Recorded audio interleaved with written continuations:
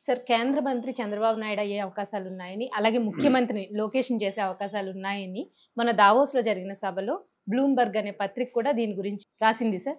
So, దాని గురించి ఏంటి సార్? నిజంగానే ఇలా జరిగే అవకాశం ఉందా?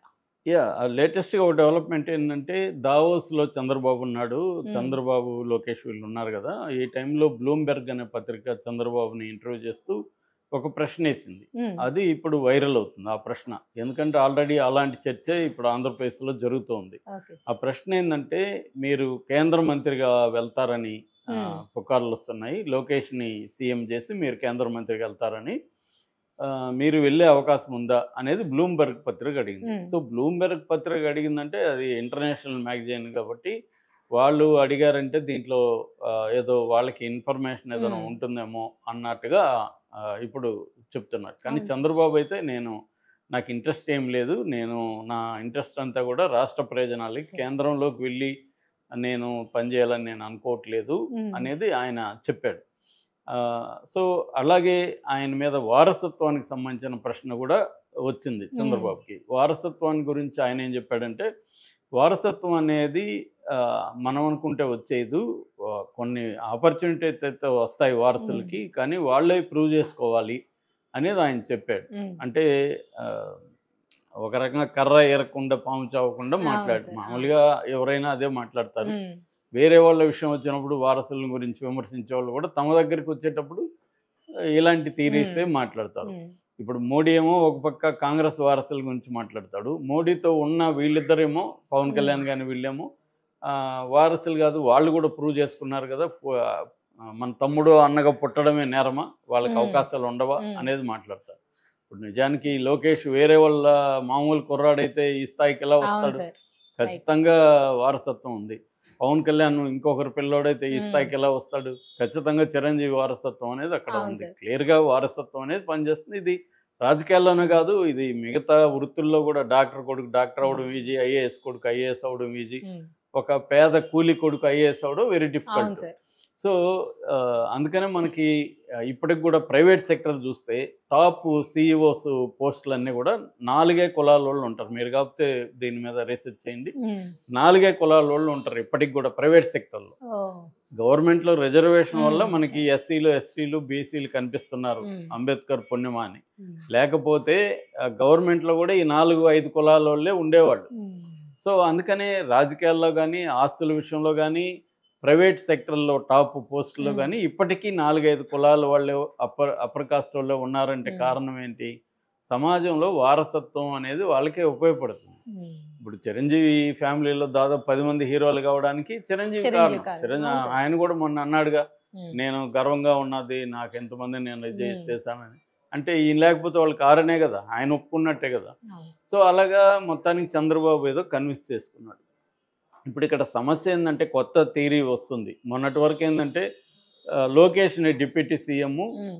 చేయాలి అనే డిమాండ్‌లు మనకి మొదలైనాయి. అది మహాసేన్ రాజేష్ నుంచి ఓపెన్‌గా మొదలైంది. అక్కడి హ్మ్. నుంచి శ్రీనివాసరెడ్డి పాలిట్ బ్యూరో మెంబరు. దాని తర్వాత Somireddy Chandrashekar Reddy ex minister polit bureau member. తర్వాత వర్మ పిఠాపురంలో తెలుగుదేశం నాయకుడు. తర్వాత ఆదిరెడ్డి వాసు ఎమ్మెల్యే హ్మ్. రాజమండ్రి అర్బను.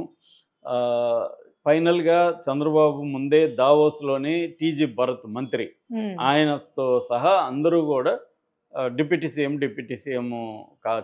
చేయాలనేది ఒక డిమాండ్ ఓవరాల్‌గా ఇనబడింది. హ్మ్. అయితే దీనికి కౌంటర్‌గా జనసేనోళ్ళు గూడా తీవ్రంగా మాట్లాడడం మొదలుపెట్టారు. డిప్యూటీ సీఎం చేయండి మాకు అభ్యంతరం లేదు. కానీ మా వాడిని సీఎం జేయండి. ఎందుకంటే 2.5 సంవత్సరం చంద్రబాబు ఉంటే 2.5 సంవత్సరం పవన్ పవన్ కళ్యాణ్ కళ్యాణ్. సీఎంగా హ్మ్. ఉండాలి. చంద్రబాబుని మరి గవర్నర్‌కి పంపిస్తారా? వైస్ ప్రెసిడెంట్‌కి పంపిస్తారా? కేంద్ర మంత్రికి పంపిస్తారా? మీ ఇష్టం. హ్మ్. అన్నట్టుగా వాళ్ళు ఓపెన్‌గానే కిరణ్ రాయల్ గూడా మొన్న తిరుపతి లీడరు ఆయన గూడా మాట్లాడాడు. హ్మ్. ఓపెన్‌గానే జనసేనోళ్ళు మాట్లాడుతాం. దీంతో ఒక్కసారిగా ప్రాబ్లమ్ అయిపోయింది. అంటే ఈ 2 పార్టీల మధ్య గొడవలు జరుగుతున్నాయని. దాంతో పవన్ కళ్యాణ్ ప్రెజర్ చేసినట్టుగా చెప్తున్నారు. దాంతో హ్మ్. చంద్రబాబు తమ ఇక్కడ పార్టీ నాయకులకి చెప్పారు. సో, అధిష్టాన వర్గం నుంచి అంటే పార్టీ ఆఫీస్ నుంచి హ్మ్. అందరికీ నోటీసులెళ్ళాయి. ఇక మీరు మాట్లాడొద్దండి అఫీషియల్‌గా దీని విషయం మీద అని. హ్మ్. అట్లాగే ఇటు పవన్ కళ్యాణ్ గూడా చెప్పడంతో జనసేన నుంచి కూడా అఫీషియల్‌గా అందరికి నోటీస్ ఈ హ్మ్. విషయం మీద డిస్కస్ చేద్దాం.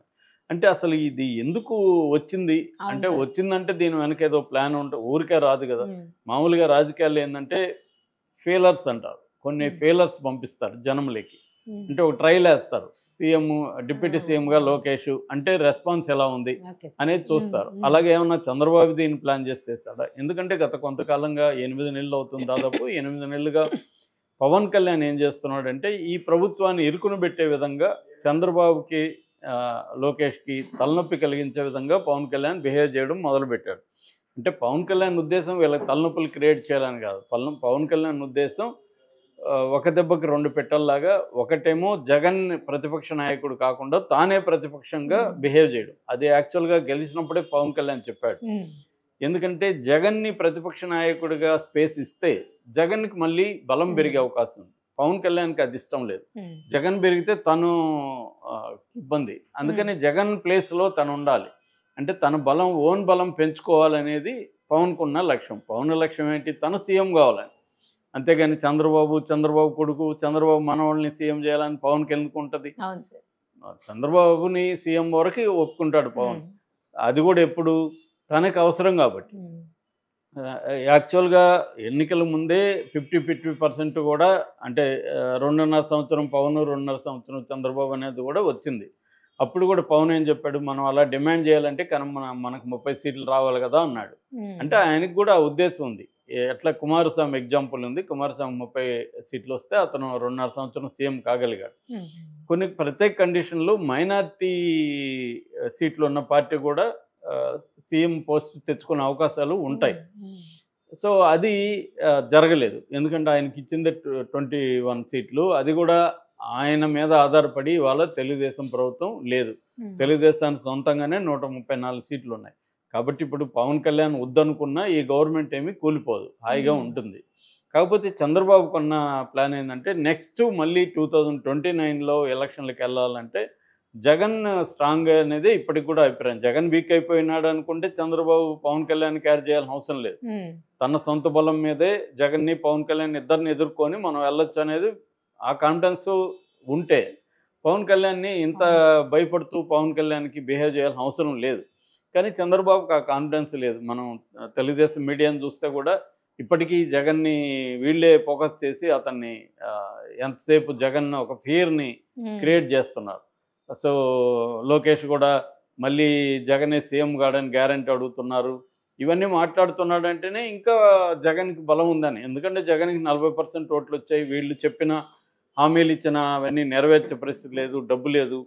సో రెండోది బీజేపీ మీద డిపెండ్ అవుతామా లేదో తెలియదు. బీజేపీ స్ట్రాటజీ ఎలా ఉంటుందో తెలియదు. ఇవన్నీ చంద్రబాబు భయం అయితే ఉంది. ఉమ్, అందుకని ఒకటి, తాను మళ్ళీ గెలవాలంటే చంద్రబాబు బీజేపీతో జనసేనతో వెళ్ళాలి, అవును సార్. పొత్తుండాలి. రెండు, రేపొద్దున జగన్ని కంప్లీట్గా వీకెండ్ చేయాలంటే కూడా బీజేపీ సహాయం కావాలి. అట్లాగే రేపు పొరపాటున మళ్ళీ ఓడిపోతే అక్కడ జగన్ బీజేపీతో కలిసి వాళ్ళు ఉన్నారనుకో, రేపొద్దున కేసుల్లో కూడా ఇబ్బంది అవుతుంది. తనకి ఇబ్బంది, లోకేష్కి ఇబ్బంది. ఇవన్నీ దృష్టిలో పెట్టుకొని చంద్రబాబు ఏం చేస్తున్నాడంటే పవన్ కళ్యాణ్ని భరించాలి మనం అనేది చంద్రబాబుకు ఉంది. ఆయనకి అంటే తెలుసు పవన్ కళ్యాణ్ ఇవన్నీ చేస్తున్నాడు, అయినా కూడా మనం భరించాలి. కానీ లోకేష్కి ప్రాబ్లం ఏంటి?